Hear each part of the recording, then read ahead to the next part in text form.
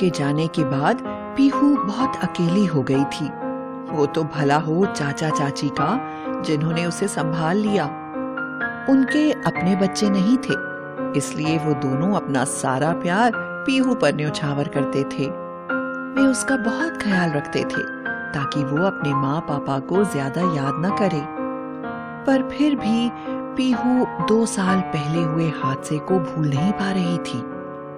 भूलती भी कैसे भला। आधी रात को घर में घुसकर उसकी आंखों के सामने उसके माँ पापा को मार दिया था।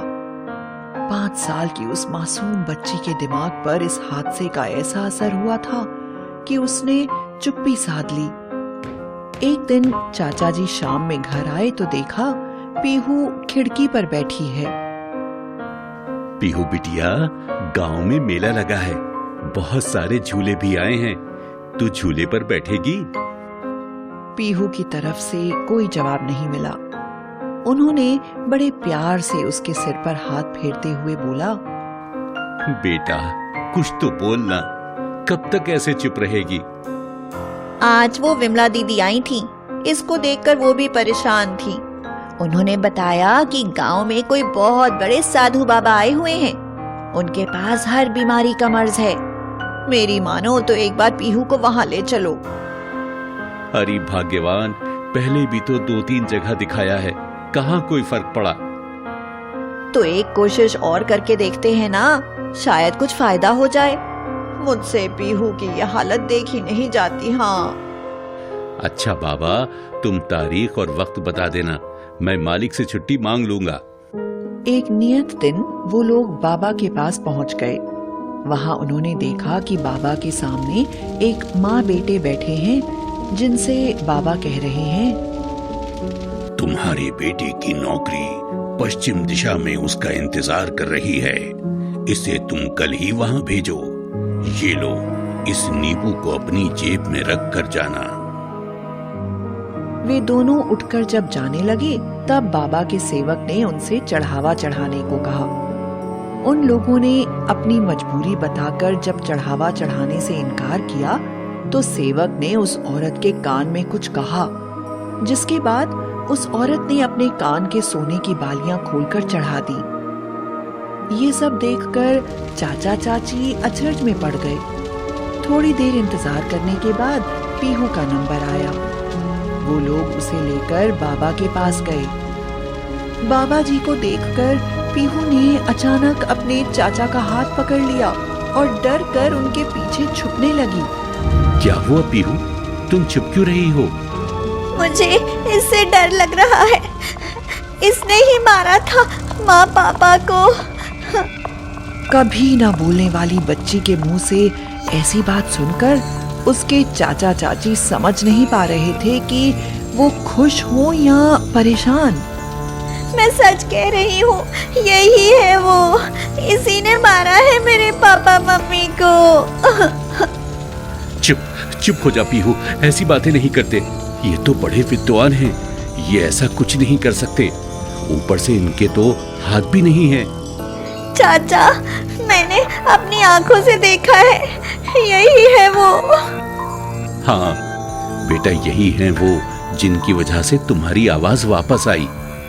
नहीं चाचा जी, इसने मेरी आंखों के सामने मेरे माँ पापा को मारा था। ये क्या कह रही है बच्ची? इसको यहाँ से ले जाओ, वरना इसकी आवाज जो मैंने इसे वापस दी है वो भी एक पल में छीन लूंगा। माफ कीजिए बाबा, ये बच्ची तो नादान है, इसे कोई गलत फहमी हो गई है। इसको लेकर जाओ, मेरी नजरों से दूर ले जाओ, वरना मेरा क्रोध भारी हो जाएगा। वो लोग उस बच्ची को वहां से लेकर घर वापस आ गए। घर आकर चाची ने पीहू को खिला पिलाकर सुला दिया। उसके बाद उसके चाचा से बोला, 2 सालों से चुप इस बच्ची ने इतनी मुश्किल से मुंह खोला है, मुझे नहीं लगता कि ये झूठ बोलेगी। ये जिस तरह से जिद पर अड़कर लगातार एक ही बात बोल रही थी, उससे तो मुझे भी यही लगता है कि ये सच बोल रही है। सुनो, लोग कहते हैं कि राजा साहब और उनके मंत्री बहुत न्यायप्रिय और बुद्धिमान हैं। हम उनके पास चलकर एक बार बात करें क्या? हाँ, तुम ठीक कह रही हो, हम कल ही चलते हैं। दूसरे दिन वो लोग पीहू को लेकर पहले राजा के पास गए। उन्हें बीते दिन का सारा किस्सा कह सुनाया। उनकी बातें सुनकर राजा ने उन्हें 2 दिन बाद राज दरबार में आने को कहा। अपने एक मंत्री से सलाह मशवरा करने के बाद राजा ने बाबा जी के यहाँ अपने सिपाही के हाथों ये संदेश भिजवाया कि उनकी ख्याति सुनकर राजा बड़े प्रभावित हुए हैं और वह स्वयं उनसे मिलकर उनका आदर भाव करना चाहते हैं। इस हेतु उन्हें अगले दिन राज दरबार में बुलाया गया है।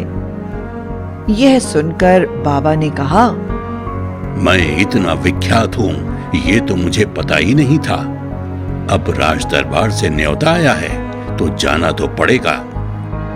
दूसरे दिन वो बाबा अच्छे से तैयार होकर अपने साधु रूप में राज दरबार में उपस्थित हुए। आइए, आपका स्वागत है हमारे दरबार में। आपने यहाँ मुझे क्यों बुलाया है? मैं तो लोगों का सेवक हूँ। क्यों व्यर्थ ही मेरा वक्त बर्बाद करवाया? माफी चाहूंगा, आपका इतना कीमती वक्त व्यर्थ ही बर्बाद कराया, पर आप आ ही गए हैं तो हमारी तरफ से यह सब प्रेम भेंट कबूल कीजिए। ऐसा कहकर मंत्री ने दासियों को इशारा किया। वो सब ढेर सारी थालियां लेकर उनके सामने हाजिर हो जाती हैं। तभी ऊपर से मंत्री की योजना अनुसार झूमर को ढीला कर दिया गया। यूं तो वो बाबा लूल्हे थे, पर खुद पर झूमर को गिरता देखकर उन्होंने जल्दी से अपने कुर्ते से हाथ निकाले और अपने हाथों से खुद के सिर को बचाते हुए वहीं बैठ गए। ये देखकर तमाम राज दरबारी हतप्रभ रह गए। हर किसी के मन में एक ही सवाल था, खुद को लोगों का सेवक कहने वाला ये कैसा पाखंडी साधु है? महाराज, देखा आपने, ये कितना बड़ा ढोंगी है। 2 साल पहले इस बच्ची के माँ बाप को मार देने के बाद खुद को लूला बताकर साधु वेश में छुप गया और पाखंडी बाबा बनकर लोगों को उल्लू बना रहा है। अपना सच इस तरह लोगों के सामने आते देख वो पाखंडी वहां से भागने की कोशिश करता है, लेकिन सिपाही उसे पकड़ लेते हैं। अंत में वह अपना गुनाह कबूल कर लेता है।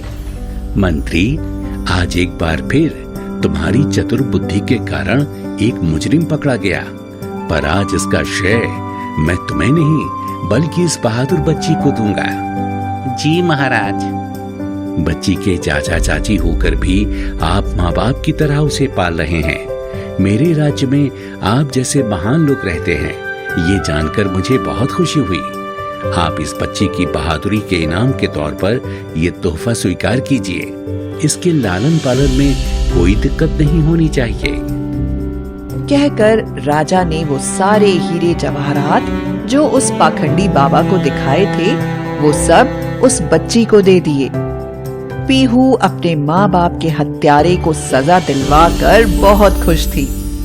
वो सब दरबार से निकलकर खुशी खुशी अपने घर चले गए।